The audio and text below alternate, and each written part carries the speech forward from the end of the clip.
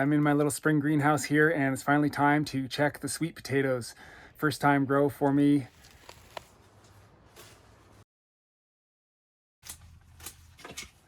Huh.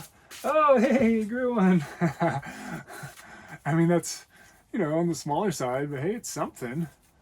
Ah. Well, for the first attempt, that's just how it goes sometimes. Trying to grow crops that aren't necessarily grown in your area.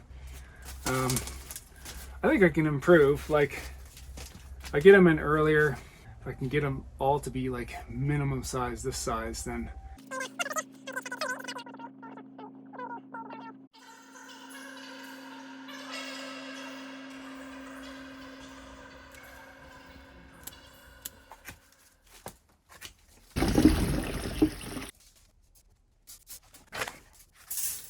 I thought this was UV treated plastic. I just found it on the side of the road.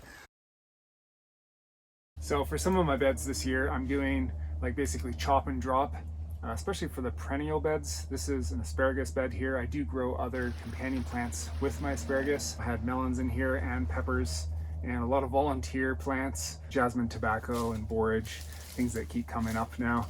I'm just adding a little bit more. Oh, but this evening primrose, huge amounts of seeds. I'm not sure I want that in my asparagus bed actually. So I do try to avoid plants if they had any disease or rust looking leaves. Utilize all this pathway wood chips that I put in here. But what a beautiful lasagna now. And this is mixed now a bit with some manure and other soil. You can see it's real dirty, so it's on its way to breaking down. So this can be a real efficient way of putting a bed to sleep as well as building fertility. I really think it's a wonderful idea to use a lot of wood chip in your pathway, and so these will just be breaking down throughout your growing season. I've even dug down a little bit deeper and just filled the trench just right up. Super awesome for perennial beds, but also could be utilized for annual beds. You just pull back the mulch in the spring and plant your bedding plant. If it's going to be a seed bed, I wouldn't use wood chips on top like this. I would use, if you can, like compost. And then you have that to plant right into. You could mulch that on top and then pull the mulch back in the spring. But as long as you got a couple inches of compost on top of your green matter, it could also be used as a seed bed. Also, doing a more intensive composting trench pathway is a really wonderful way to be feeding your beds, feeding the soil food web. All the worms are going to come up, and there's a lot of water retention happening. All that bacteria and fungi which consume and decompose organic matter directly, converting nitrogen to a plant usable form and storing it in their bodies. Protozoa and nematodes prey on bacteria and fungi, releasing nitrogen to plants. Having all this material laid in place, like right next to your bed, it's just easy access. You can use some of the top material for putting your beds to sleep, or by waiting a couple of years and then mining out the really beautiful soil to use as bed toppers or creating new beds even. And just repeat the process, just fill it back up. These carrots were just piled here because they had some rodent damage, but you can see them sprouting here already. So it's pretty sweet. Like wherever you want a beautiful carrot flower for next year, you just grab some of these, or any carrot really. I think I would like a few in this hugel here. And you could stick them in like this. I think I'm gonna do that to kind of really ensure, but I've also just laid them in there like that, especially if you have mulch on top. Little white hairs will come out of the side and just they'll root themselves and they'll grow up a beautiful seed head and flower and bring all kinds of beneficial insects. Even when they're like split wide open like that, they still want to sprout. And by planting really good looking carrots, I know it will be good quality seed potentially. So all this is new yarrow, just pastel colors.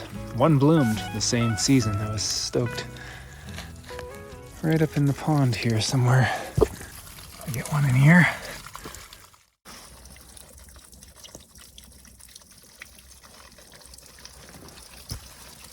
So I have a newer peach tree here, Donut Galaxy Peach. It's a white peach, flat.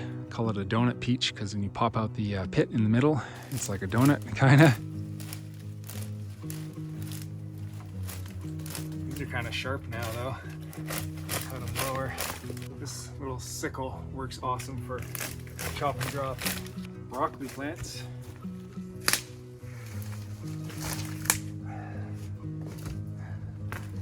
Loganberry here. If that was the spring, I would try to propagate this, but well, it may catch in the spring. I could, might as well stick that in. Right into the hugelkultur there. It went in really nice and deep. It's a really good area actually to propagate cuttings is in hugelkulturs because there's that air and that moisture. These hydrangea flowers make really great mulch. Hydrangeas do like a little bit of pruning. I often tip prune them back a little bit. There we go, got a pretty good pile up around her. That'll just help with freezing, protect her a little bit more, really building up the soil.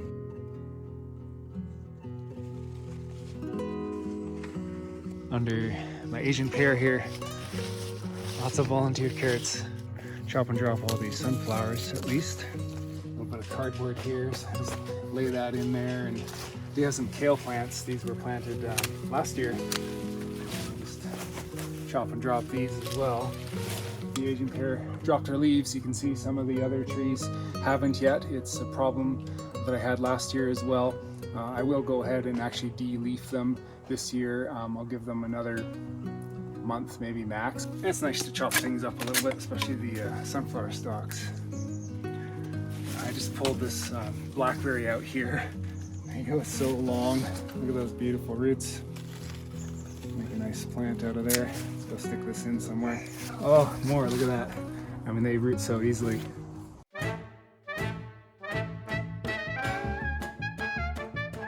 Volunteers. I'm not sure what this is. It looks like a currant actually. Since I don't have enough mulch for like every bed, I'm just gonna leave these boards on here to cover the soil. All right, so there's a couple examples of how I like to kind of put my trees to bed there. Just chop and drop and put a bit of soil on top if I have it, or some mulch. And I will go around and do a little bit more if I do have time. Not a whole lot under all the trees, but it's nice to just clean it up a bit. Liatris down, just anything sticking up. Lilies,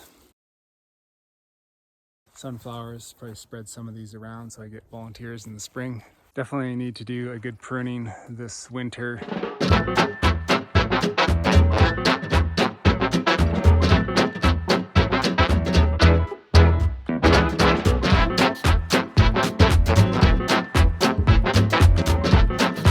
Well, lots of room for improvement. Earlier in containers in the greenhouse, and then I'll move them out. Yeah, that's what I'll do. So here I have a row of potatoes in front of my blueberries, a whole bunch of other plants in here too as well, strawberries and tomatoes and squash I had growing here. I've got tulips in here. Dumped a bunch of compost here I need to move.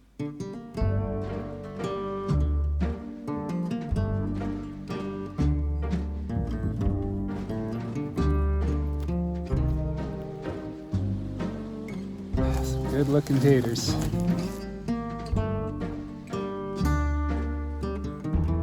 Beautiful soil now. I like to grow potatoes in new beds often. It's a great way to start out a bed. Strawberry plants. Happy I planted all these strawberries along here this summer because it looks like I'm gonna need to just pretty much tarp my other strawberry patch. Well, I've got a couple areas with strawberries in them, but my kind of main strawberry patch, the buttercups have grown in so much that it's just gonna be so difficult to weed them. So I'm pretty much just gonna tarp them all. All right, pretty good harvest. These are all the large, I think they're a Norland, I believe. And then there was a couple plants of this fingerling variety. They have a bit of red inside, really nice as well. These are Kennebec, and then I've got the smaller red ones just underneath there. I've got some russet in here growing next to the sea buckthorn hedge here. Well, I realized that there was potatoes coming up in here from the year before, but then they got a little bit shaded out by my corn and all. Just kind of an extra crop here. Birch log in here too. The soil is really nice and fertile. Oh wow, sweet. Yes, thank you. Whole bunch of suckers. So yeah, this is a male, have you? See the little nubs there? So I'm just gonna leave them in here, and next spring I'll know they're a male plant if I leave them right here. With sea buckthorn, you need a male and female to get a berry crop. Oh, I'm getting the sea buckthorn roots in here. They fix nitrogen, so they're good to grow with other plants. Good seed potato, probably, a lot of it. All right, got one more bed of potatoes here. I'm excited about this one. These are all volunteers. In the spring, I planted this out as an onion bed, and then all the volunteer potatoes came up and just took over, and I thought, looks like there's gonna be a larger crop of potatoes, so didn't battle it. I just let them grow in, and so I just got little baby onions and hopefully some large potatoes out of here. Just threw this tarp on the other day to protect them. Been having freezing temperatures here, so. Wow. One plant right here. Oh, beautiful. The tops kind of like died off as the potatoes grew in and smothered them out, but they are trying to shoot up again now. You can leave these for spring, get really nice green onions. Sometimes they will divide. Yeah, there's some nice little onions too. True potato seed will generally be free of pathogens and diseases. They can be propagated to develop new tuber seed stock. This will take a few extra months of growth, either started indoors or if you live in a warm climate, planted out in the autumn. TPS will generally keep quite a bit longer than tubers, and with just a few of these seed pods, you can propagate many tubers. So it may be a good idea to keep some of these seed pods around for backup. Yeah, so good thing I put that tarp on because, wow. Some of these are right on the surface. See, they got that green there. So a lot of varieties actually don't need much mounding. It's actually more to keep the green, the sunlight off of them so they don't go green, because that is somewhat poisonous. You don't want to eat green potatoes. So often what I'll do is just like keep that for seed. Sometimes I'll cut it off if it's not too deep, but still a really good seed potato. There are some varieties that do benefit from mounding a lot, and you will get a larger crop. You got to look at the type of potato. Wow, some big potatoes in here. That's sweet. Volunteers, I'm telling you. Where it's at. Oh, yeah. Whoa, look at that. It does have a bit of scab type thing going on, but that is a chunker. Wow. This is so neat. Oh my, that's super fun. I love that when they just come out. Purple Russian variety. They're nice to have in there for color and more antioxidants. So this bed right here too, where I have chard and kale, there's a whole whack of volunteer potatoes that came up here.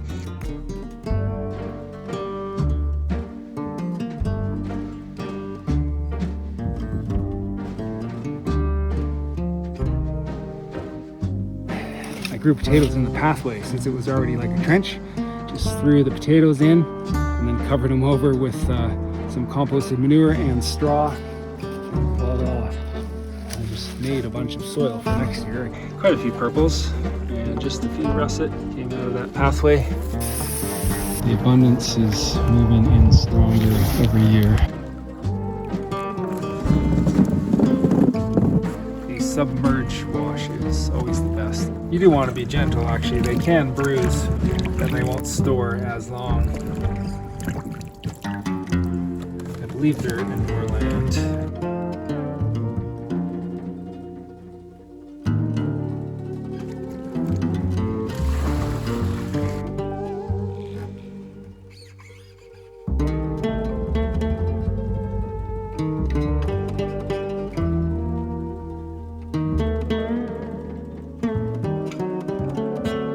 Still got carrots in the garden. I'm gonna have to wait till another day. Oh, and I keep forgetting to plant garlic as well.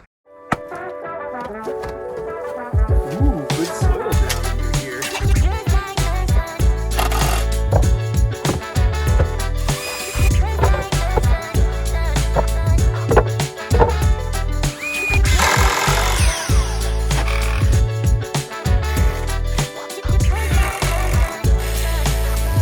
All temporary again, but at least it's a little safer now.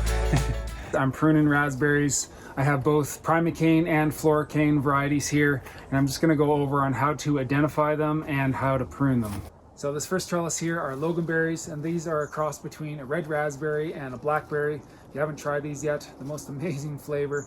The centers do come off a bit more like a blackberry, but they have both flavors plus additional wonderfulness. As far as I know, loganberry would be considered a floricane, meaning that they fruit on their second year's growth canes. And so these grow very long. And so I want to cut these about in half and then tie up these canes for next year fruiting canes. So here I have a primocane red berry. These are a little bit smaller, the berries, but really excellent flavor. Firm, but they taste like candy. Some of the best raspberries I've ever tasted. I wish I knew the name.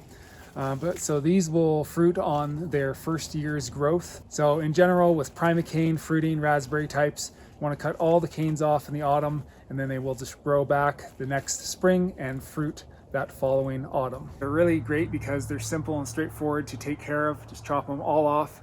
You don't have to worry about, tying canes up for the winter. So this year I'm doing chop and drop and leaving them in place. Naturally it would cycle, right? Everything will be left in place. So I'm building the fertility.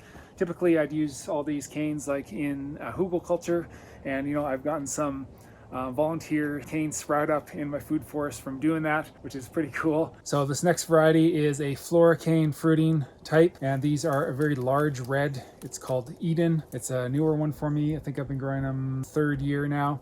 Really abundant and vigorous plant. So initially I bought 2 new varieties to try out. I can't remember the name of the other one, but it pretty much just died off. And then this one was just awesome. It does sucker quite a bit, which I do like because I get new plants, and I've already, traded some. So with floricane fruiting types, you want to take out the canes that fruited this summer. So you can see, the old berries here. So you want to take out those right at ground level, and then leave these newer ones that did not fruit this year. So this was a primocane in its growth this year, and then next year it becomes the fruiting floricane. So in general, raspberries start with the primocane, and then the second year they become floricanes. So depending if they're a floricane fruiting variety or a primocane fruiting variety, they'll be more cracked and just a little darker, the ones that you need to take out. Sometimes it's a little bit hard to identify though, so just look at the tops to see if there's old berry growth there. Be a fruiting cane for next year, but it is snapped here, so pretty much either take it off there or here, and that will make some side growth, and it might get high enough to the sunlight. So once I have all the dead ones out, you can go through and do a little thinning. Yeah, see, I would take that one off. It's short and small. I'd probably take that one there too. Take these little ones here. Just depends on how thick all your canes are. I think I will take that one right off. There's enough canes in here in general. Okay, so then I come back and I'm gonna tip cut everything to about the height of my trellis, a little bit higher. Cut everything off. I'm just chopping, dropping here. I want to tie them up nice and snug with these wires here so all the snow just sheds off and won't crush them. Good to keep your shears sterilized in between varieties. So this variety here is Anne, a really nice golden, very sweet berry, excellent for fresh eating, almost has like a honey-like flavor. So in general, primocane varieties are also considered everbearing. Depending on how you prune them, they will double crop or single crop. To single crop an everbearing variety, simply cut all the canes off in the autumn. And if you would like a double crop, just leave some primocanes over winter. When double cropping with an everbearing variety, it's a good idea to cut out the spent canes from the summer crop right after they fruited. That way it'll just give more space and light to the oncoming autumn crop. So this is another trellis here of the Eden. I was just transplanting this summer. A full line in here now. Got blueberries at the end of each row here as well. So I've got one last variety here. This is a purple type. Didn't really have a specific name other than purple. It is a cross with a blackberry, I believe, because the growth habit is a little bit more just cluster-like and it doesn't sucker that much. And they have extremely long canes. Cut these pretty much like in half. Very vigorous type. It does have some thorns, so it's a little prickly for dealing with, but really abundant crops. It has a rich flavor, but it's not quite as sweet as some other varieties. So it's strictly a floor cane cropping variety.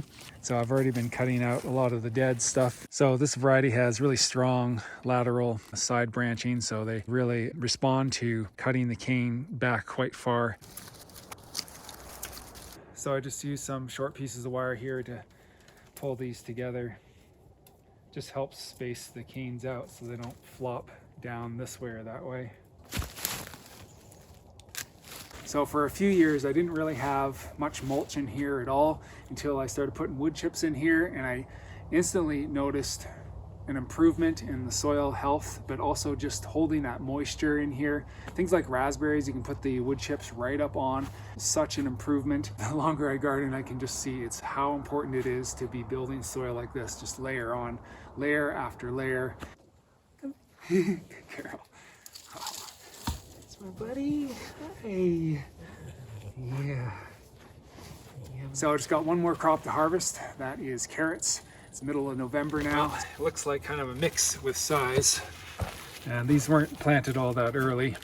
Had the one pretty nice bed of pretty decent sized ones. A little bit of phosphorus fertilizer, but in general they don't need too much as long as your soil is good.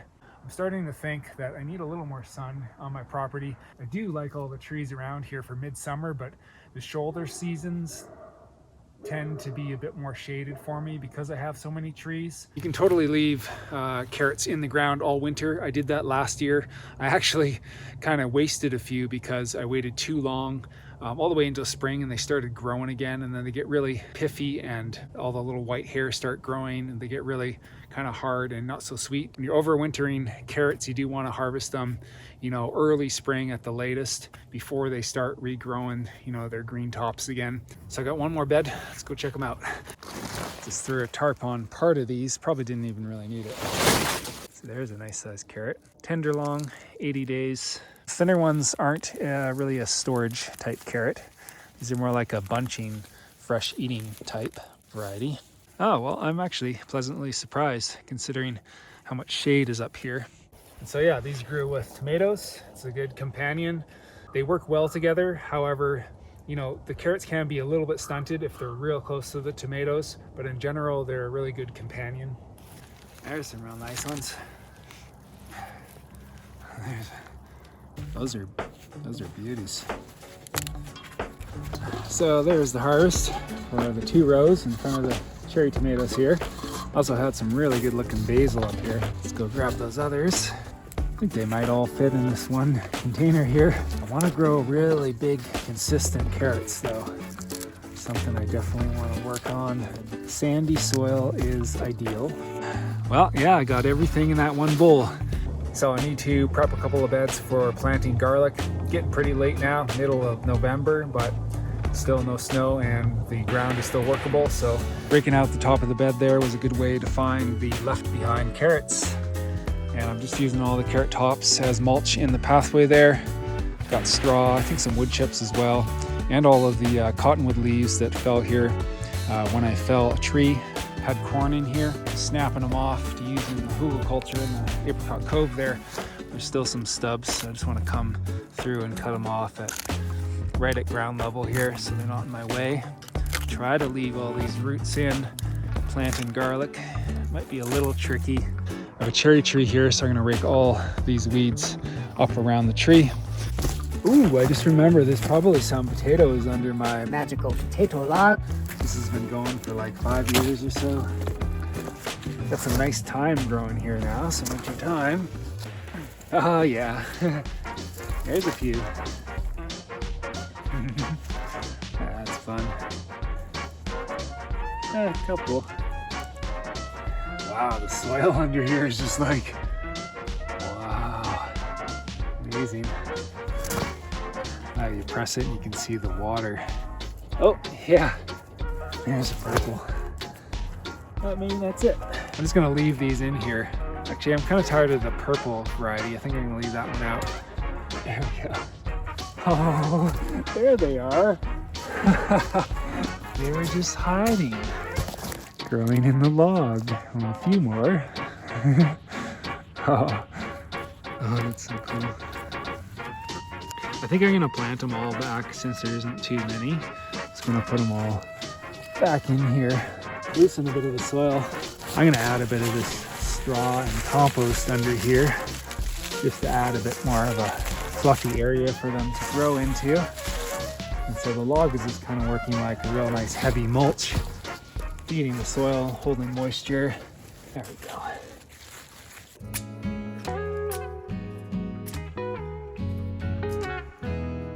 So I like to use this concrete reinforcement panel here. It's basically similar to a cattle panel, except that it's not galvanized, so it's a lot cheaper. I use quite a few of these in the garden. It's perfect 6x6 for planting garlic as well as onions.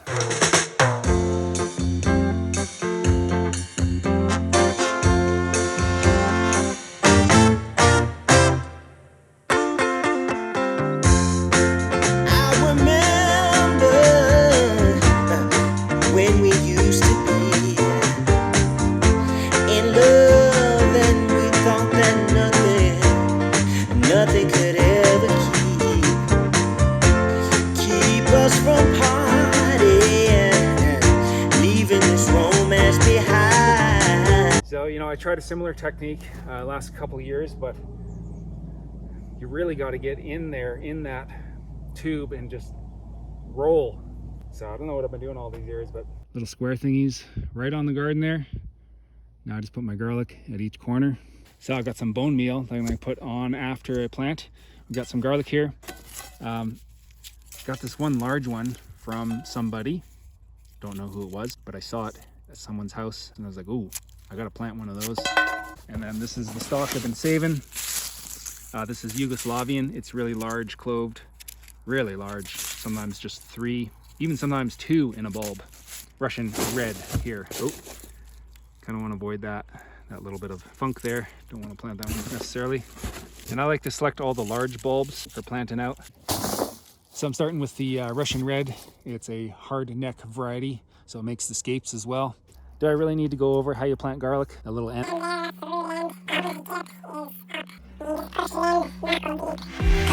the days until summer, feeling the warm rays upon my face. So in terms of planting quantities, I like to have a bulb every day, so minimum 365 bulbs I want to come away with, plus my next year's planting stock. So I'm planting 400 to 500 cloves here. I do the same magical math for my onion crop as well. So that's sea buckthorn. Okay, cool. Wow, so these roots are really going for it. That's awesome. Another baby plant. I think for now I'm just gonna put it back in the ground, kind of near where it was. Got a bunch more little babies in here too. You can dig all those up in spring and transplant them or put them in containers. Also, when I'm dividing my bulbs up, I like to take out the smaller ones and just use them for eating. Still got quite a few left actually. Looks like I'm gonna need 2 small beds and this one large one, I think, because still have the other variety to plant as well. Okay, I'm gonna do the same thing for this bed right here. Got the Yugoslavian. These are really large cloves.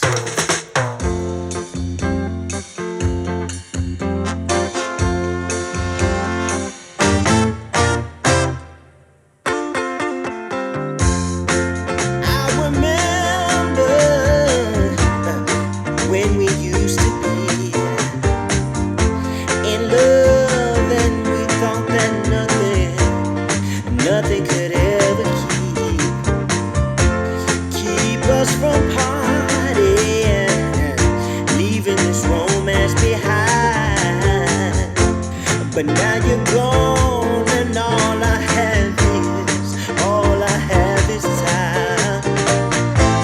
And though you're not here anymore, I still think about you. 'Cause baby,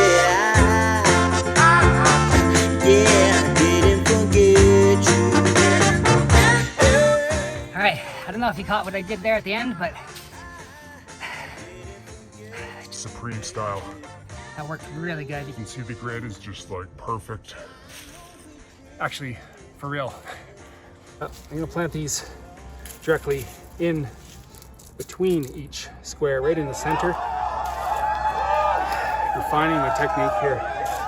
And this is gonna work even better, I think. The flavorful the flavor float on these garlics, are the flavor profile on this variety, Yugoslavian, is a little bit more like elephant garlic, I find. So it's not my favorite, but I do like them because they are so large. I like really sharp garlic. This isn't as sharp. In this moment, I love these large trees, they're so gorgeous. forever be, Life is good. forever be. In this moment, in this moment, forever be, forever be.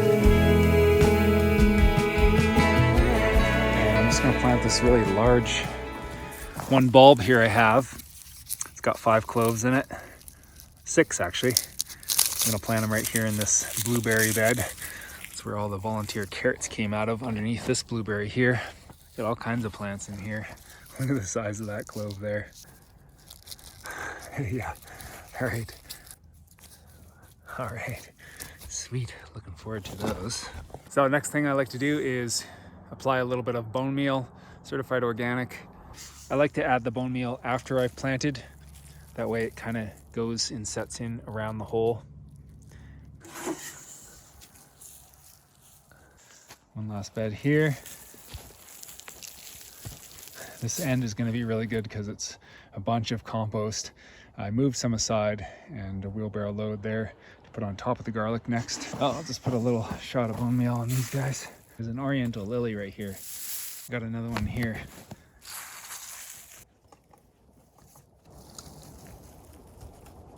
Oh, it's got a sea buckthorn like jab right in the ear. Oh, oh. Just saying hi or what? Huh? Huh? Leaves.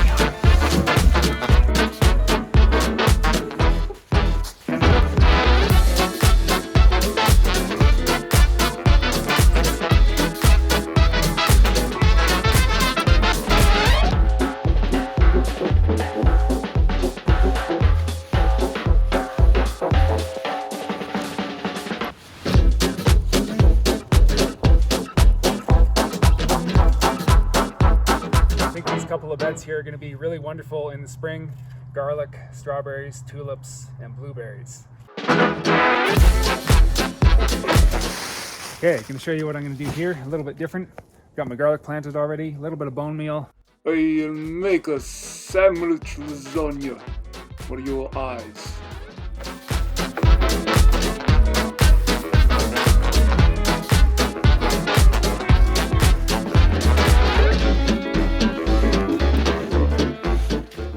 Whole bulb of garlic.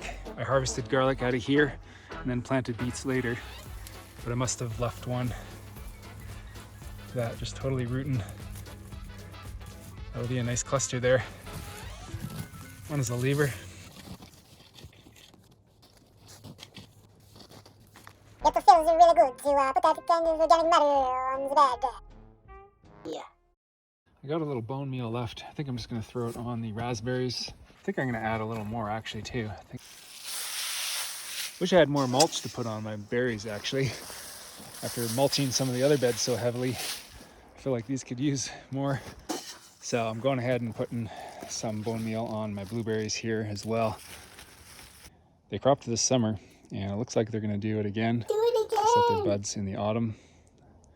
Looking really good. I'm actually putting a fair bit of bone meal on these blueberries. Why not? Now's the time. I'm gonna do some compost trenches right in these beds here.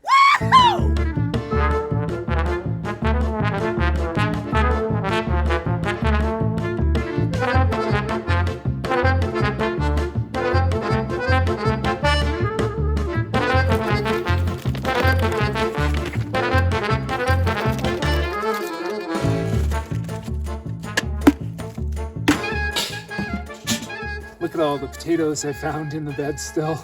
It would have been potato beds again if I hadn't got them out.